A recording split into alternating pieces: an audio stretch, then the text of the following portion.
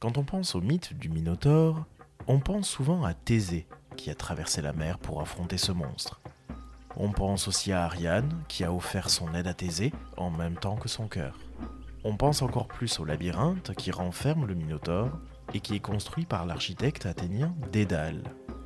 Pourtant, on oublie souvent que ce personnage a connu bien des péripéties, même au-delà du labyrinthe. Prenons le temps d'observer son histoire par le petit bout du mythe. Aujourd'hui, Dédale ou l'architecte astucieux.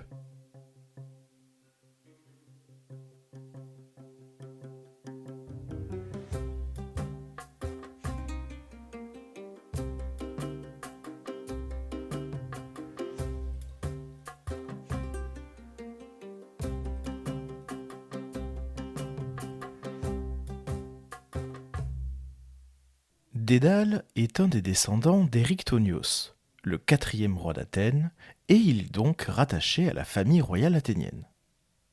Le nom de son père va varier selon les auteurs. Soit il s'agit de Métion ou Métion, soit Eupalamos. Les versions varient tellement qu'on prend souvent l'un pour l'autre.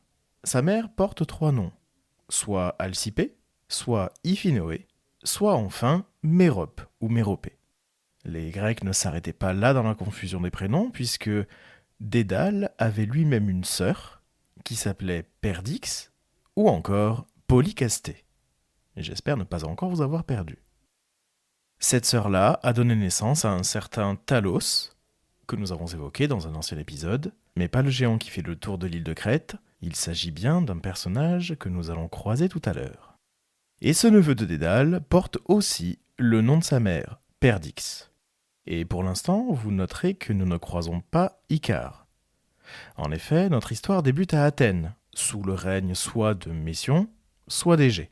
Les auteurs sont avares en détails précis sur le début de la vie de Dédale. Tout de même, on garde en tête que Dédale est l'architecte par excellence. D'ailleurs, Diodore de Sicile ne va pas nous faire mentir. Citons un extrait de sa bibliothèque historique. Comme il surpassait de beaucoup tous les autres hommes par ses dispositions naturelles, Dédale s'adonna avec ardeur à l'art de la charpenterie, à la construction de statues et au travail de la pierre.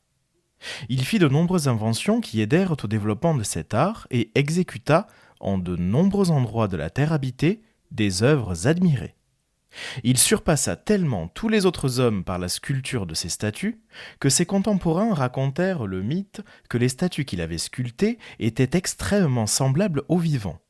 Elles marchaient, elles voyaient et, de façon générale, elles gardaient la disposition du corps tout entier, de telle sorte que l'objet sculpté paraissait un être animé.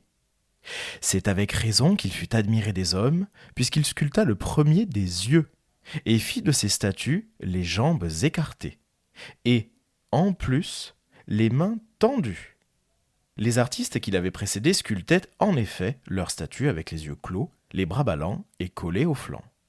Et l'auteur Paléphate, ou Paléphatos, va poursuivre cette analyse. Autrefois, les statuaires et les sculpteurs représentaient les pieds joints ensemble et les bras alignés le long du corps. Dédale, le premier, représenta un pied décalé par rapport à l'autre afin de donner l'impression de mouvement. C'est pour cette raison que les gens disaient « Dédale a fait une statue qui marche, non qui reste à sa place », comme aujourd'hui nous disons aussi « Des hommes sont représentés en train de combattre » et « Des chevaux qui courent » et encore « Un navire dans la tempête ». Reprenons notre histoire avec le neveu de Dédale, Perdix ou Talos, on utilisera les deux noms comme les auteurs. Il s'agit d'un enfant qui n'a que 12 ans. Et cet enfant est particulièrement ingénieux puisqu'il va inventer à partir de la mâchoire d'un serpent ou bien des arêtes d'un poisson, la scie qui permet de couper le bois. Parmi les autres inventions, on dit aussi qu'il a inventé le compas et la roue du potier. Et la jalousie de son oncle va aller extrêmement loin. Laissons parler de nouveau Diodore de Sicile. Comme il avait d'encore plus heureuses dispositions que son maître, Talos inventa le tour du potier. De plus, ayant trouvé par hasard une mâchoire de serpent, il s'en servit pour scier de part en part un petit morceau de bois et imita le tranchant des dents. Ainsi, quand il eut construit une scie de fer, grâce à laquelle il sciait le matériau en bois dont il se servait dans ses travaux, on jugea qu'il avait inventé l'outil réellement le plus utile à l'art de la charpenterie. De la même façon, en inventant aussi le tour, et quelques autres mécanismes industrieux, il connut une grande renommée. Dédale devint jaloux de l'enfant, et, jugeant qu'il surpassait largement son maître par sa renommée, il assassina l'enfant traîtreusement. Mais il fut surpris alors qu'il l'enterrait. On lui demanda qui il enterrait, et il dit qu'il ensevelissait un serpent. On pourrait s'étonner du fait étrange que c'est grâce à l'animal par lequel on eut l'idée de l'invention de la scie que l'on parvint aussi à éclaircir le meurtre. Accusé et condamné pour meurtre par les membres de l'Aréopage, il se réfugia d'abord dans l'un des dèmes de l'Attique, dans lequel les habitants lui doivent d'être appelés Dédalides.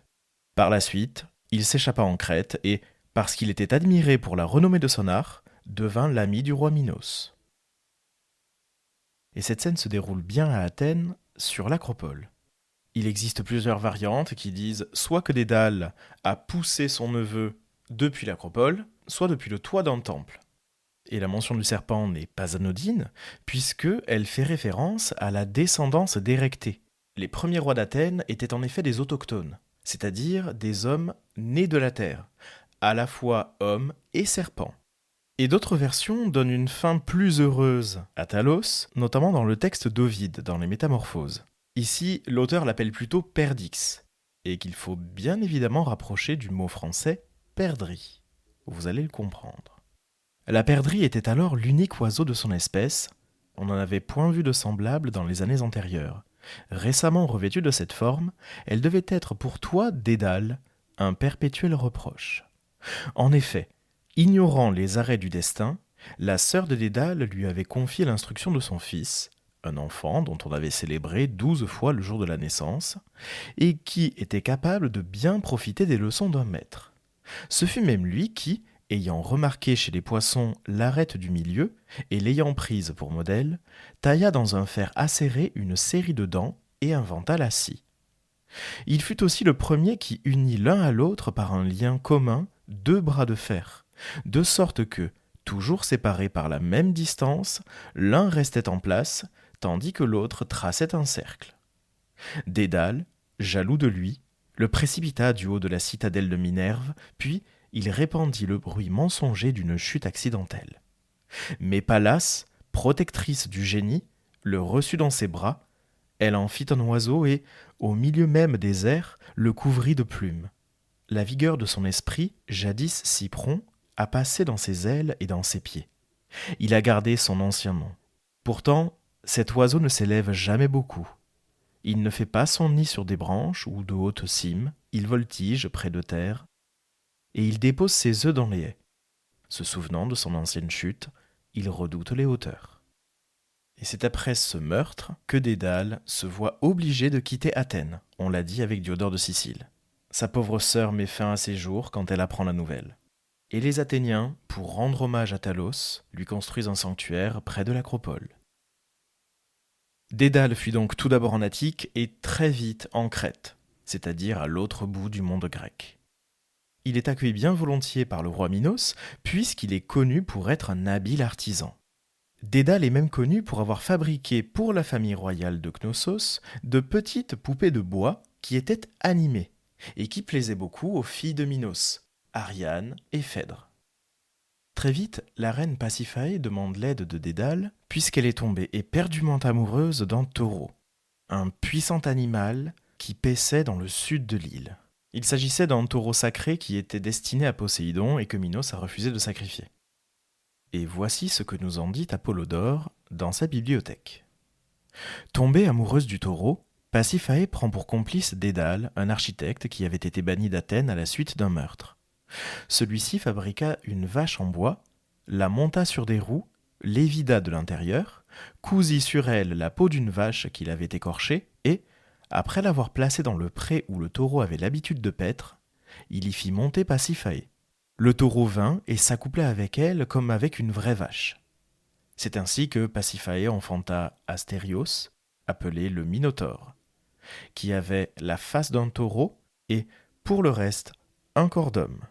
Minos, conformément à des oracles, le fit enfermer et garder dans le labyrinthe. Ce labyrinthe, que Dédale avait construit, était une demeure au détour tortueux, telle qu'on y errait sans pouvoir en sortir. Et selon certains auteurs, ce labyrinthe-là serait le palais de Knossos, c'est-à-dire le palais que Minos a fait installer à Knossos et que Dédale aurait fait bâtir. Mais pour l'heure, Dédale n'est pas connu de Minos pour avoir aidé Pasiphae en ce sens. Et selon certaines versions, lorsque c'est le cas, le labyrinthe agit comme un piège pour enfermer Dédale.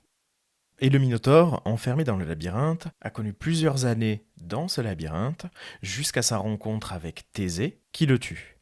Rappelons que Thésée avait été aidé par Ariane qui lui avait offert un fil afin de se repérer dans l'ensemble du labyrinthe. Et cette idée lui avait été soufflée par Dédale. L'aide apportée à Ariane sera néfaste à Dédale. Poursuivons notre lecture d'Apollodore. Minos, lorsqu'il a pris la fuite de Thésée et de ses compagnons, enferma dans le labyrinthe le responsable, Dédale, ainsi que son fils Icare, que Dédale avait eu d'une esclave de Minos, Nocratée. Mais Dédale fabriqua des ailes pour lui-même et pour son fils, et, quand ce dernier prit son vol, il lui recommanda de ne pas voler vers les hauteurs, de peur que la colle ne fonde sous l'effet du soleil, et que ses ailes ne se détachent, et de ne pas voler non plus près de la mer, pour éviter que ses plumes ne se détachent sous l'effet de l'humidité. À partir de là, il existe deux versions. La version la plus connue est celle où Dédale fabrique des ailes pour s'envoler du labyrinthe. Une autre, moins connue, dit que Dédale s'est enfui par la mer. Mais dans tous les cas, la fuite de Dédale était impossible puisque Minos avait chargé de nombreux soldats de surveiller des navires et avait même proposé une récompense pour la capture de Dédale. Lisons l'extrait des Métamorphoses d'Ovide qui mettent en scène Dédale et Icare. Dédale, las de la Crète et d'un long exil, sentait renaître en lui l'amour du pays natal. Mais la mer le retenait captif. Minos, dit-il, peut bien me fermer la terre et les eaux, le ciel au moins m'est ouvert. C'est par là que je passerai. Quand Minos serait le maître de toute chose, il n'est pas maître de l'air. Ayant ainsi parlé, il s'applique à un art jusqu'alors inconnu et soumet la nature à de nouvelles lois. Il dispose des plumes à la file en commençant par la plus petite. Chacune est suivie d'une autre moins longue, de sorte qu'elle semble s'élever en pente. C'est ainsi qu'à l'ordinaire vont grandissant les tuyaux inégaux de la flûte champêtre. Puis il attache ses plumes au milieu avec du lin, en bas avec de la cire, et, après les avoir ainsi assemblées, il leur imprime une légère courbure pour imiter les oiseaux véritables. Le jeune Icare se tenait à ses côtés, ignorant qu'il maniait les instruments de sa perte, le visage souriant. Tantôt il saisissait au vol les plumes qu'emportait la brise vagabonde, tantôt il amollissait sous son pouce la cire blonde, et par ses jeux il retardait le travail merveilleux de son père. Quand l'artisan a mis la dernière main à son ouvrage, il cherche à équilibrer de lui-même son corps sur ses deux ailes, et il se balance au milieu des airs qu'il agite. Il donne aussi ses instructions à son fils. « Icare, lui dit-il, tiens-toi à mi-hauteur de ton essor, je te le conseille. Si tu descends trop bas, l'eau alourdira tes ailes. Si tu montes trop haut, l'ardeur du soleil les brûlera. Vole entre les deux. Je t'engage à ne pas fixer tes regards sur le bouvier, sur Hélice et sur l'épée nue d'Orion. Prends-moi pour seul guide de ta direction. » Et en même temps, il lui enseigne l'art de voler, et il adapte à ses épaules des ailes jusqu'alors inconnues. Au milieu de ce travail et de ces recommandations, les joues du vieillard se mouillent de larmes. Un tremblement agite ses mains paternelles. Il donne à son fils des baisers qu'il ne devait pas renouveler et, s'enlevant d'un coup d'aile, il prend son vol en avant, inquiet pour son compagnon, comme l'oiseau qui, à des hauteurs de son nid, a emmené à travers les airs sa jeune couvée. Il l'encourage à le suivre, il lui enseigne son art funeste et, tout en agitant ses propres ailes, il regarde derrière lui celles de son fils. Un pêcheur, occupé à tendre des pièges aux poissons au bout d'un roseau tremblant, un berger, appuyé sur son bâton, un laboureur, sur le manche de sa charrue, les ont aperçus et sont restés saisis. À la vue de ces hommes capables de traverser les airs, ils les ont pris pour des dieux. Déjà sur leur gauche était Samos, chéri de Junon. Ils avaient dépassé Délos et Paros. Sur leur droite étaient Lébinthos et Calymné fertile en miel, lorsque l'enfant, tout entier, au plaisir de son vol audacieux, abandonna son guide. Cédant à l'attrait du ciel, il se dirigea vers les régions plus élevées. Alors, le voisinage du soleil rapide amollit la cire odorante qui fixait ses plumes. Et voilà la cire fondue. Il agite ses bras dépouillés. Privé des ailes qui lui servaient à ramer dans l'espace, il n'a plus de prise sur l'air. Sa bouche, qui criait le nom de son père, est engloutie dans l'onde azurée à laquelle il a donné son nom. Mais son malheureux père, un père qui ne l'est plus, va criant « Icare, Icare, où es-tu ? En quel endroit dois-je te chercher ?» Il criait encore « Icare !» quand il aperçut des plumes sur les eaux. Alors, il maudit son art et il enferma dans un tombeau le corps de son fils. La terre où celui-ci fut enseveli en a gardé le nom. Pendant qu'il déposait dans un tombeau le corps de son malheureux fils, la perdrix babillarde l'aperçut du fond d'une rigole boueuse. Elle applaudit d'un battement d'ailes et manifesta sa joie par ses chants. On le voit ici, la perdrix trouve sa vengeance dans la moquerie envers le corps d'Icare. L'alternative à cette histoire dit que Dédale est parti en bateau, un bateau procuré par Pasiphae, et il part avec son fils et quelques troupes. Cependant, il ne part pas vers le nord et les îles Cyclades pour retourner à Athènes, mais dans cette variante, il part vers l'ouest, vers l'Italie et la Sicile. Les légendes racontent que Minos aurait poursuivi Dédale jusqu'en Sicile, et Dédale, ingénieux, aurait inventé la voile, ce qui lui aurait permis de naviguer beaucoup plus vite qu'avec des rameurs. Et à une petite distance de l'arrivée, Icare serait tombé et serait mort noyé. Quelle que soit la version, Héraclès, lorsqu'il était esclave de la reine Omphale, trouva le corps d'Icare qui avait été rejeté sur le rivage. Et Apollodore nous dit qu'il l'ensevelit et appela l'île Icaria. En retour, Dédale fabriqua à Pise une statue très ressemblante d'Héraclès. Héraclès, de nuit, ne la reconnut pas et il lui jeta une pierre en la prenant pour une personne vivante. Ici, on reconnaît bien l'Héraclès que nous avions croisé dans le mythe d'Alceste, c'est-à-dire à la fois gauche et tendre. Dédale, quant à lui, dans son périple, est certainement allé jusqu'à Cume, tout près de Naples, pour y consacrer ses ailes à Apollon et construire un temple avec un toit en or, tout cela avant d'arriver en Sicile. La Sicile en particulier est justement le nouveau lieu de résidence de Dédale. Il y est reçu par le roi Coccalos, dans la ville de Kamikos. Dédale aurait construit pendant quelques années plusieurs bâtiments qui sont rappelés par Diodore de Sicile. En voici quelques-uns. À Agrigente, une ville fortifiée, la plus fortifiée de toutes, construite sur des rochers, et qui pouvait être gardée seulement par 3 ou 4 hommes. À Eryx, on aurait un temple à Aphrodite, sur un rocher escarpé, où Dédale aurait même façonné un bélier d'or si ressemblant qu'on le croyait vivant. Souvenons-nous que Minos était parti à la recherche de Dédale, et justement, ne l'ayant pas encore trouvé, il lance un défi. Voici ce que nous en dit Apollodore. Minos le poursuivit et, dans tous les pays où il le cherchait, il apportait un coquillage en spirale, en promettant une forte récompense à celui qui ferait passer un fil à travers le coquillage, persuadé que, par ce moyen, il retrouverait Dédale. Venu à Kamikos de Sicile, chez Coccalos, auprès de qui Dédale se cachait, il montre le coquillage. Coccalos le prit, se fit fort d'y passer un fil et le donna à Dédale. Celui-ci attacha un fil à une fourmi, perça un trou dans le coquillage et le fit parcourir par la fourmi. Lorsque Minos reçut le coquillage, parcouru par le fil, il comprit que Dédale était chez Coccalos et demanda aussitôt qu'on le lui livre. Coccalos, tout en lui promettant de le faire, le fêta comme un hôte. Mais Minos fut supprimé dans son bain par les filles de Coccalos. Selon certains, il mourut aspergé avec de l'eau bouillante. Et c'est bien ce que nous dit Apollodore. Selon d'autres versions, on précise même que Dédale aurait inventé un ingénieux système présentant des tuyaux d'eau bouillante cachés dans le plafond de la salle de bain. Soit de l'eau bouillante d'ailleurs, soit de la poix bouillante, qui aurait été déversée sur Minos. Pour éviter tout ennui avec les Crétois, Coccalos aurait renvoyé le cadavre en Crète en disant que Minos serait tombé dans la cuve d'eau bouillante en se prenant les pieds dans le tapis. Pour un roi d'une telle envergure, c'est une fin bien triste. Mais Sans gâcher le reste de la mythologie, Minos connaît tout de même un rôle important après sa mort. Mais nous consacrerons un épisode sur ce personnage. Selon certaines versions encore, on nous dit que Dédale aurait quitté la Sicile pour trouver Iolaos, le neveu d'Héraclès, en Sardaigne. Dans tous les cas, les auteurs sont particulièrement avares tant dans la naissance de Dédale que dans sa mort.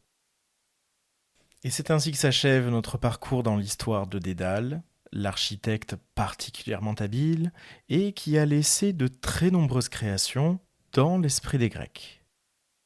D'ailleurs, il ne faut pas éviter le rapprochement entre Dédale et le dieu Héphaïstos, puisque certains noms utilisés autour du mythe de Dédale renvoient justement à des créations d'Héphaïstos.